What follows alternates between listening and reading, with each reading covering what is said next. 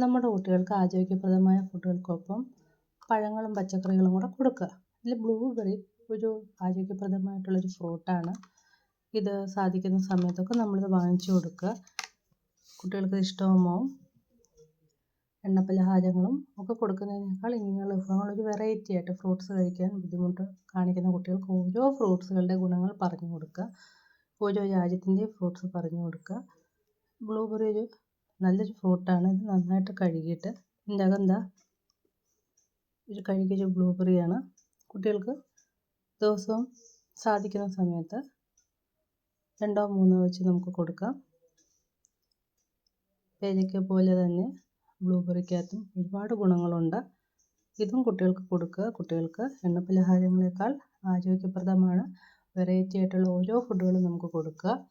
നല്ലൊരു ഫ്രൂട്ടാണിത് ബ്ലൂബെറി. ഒന്ന് ട്രൈ ചെയ്ത് നോക്കൂ.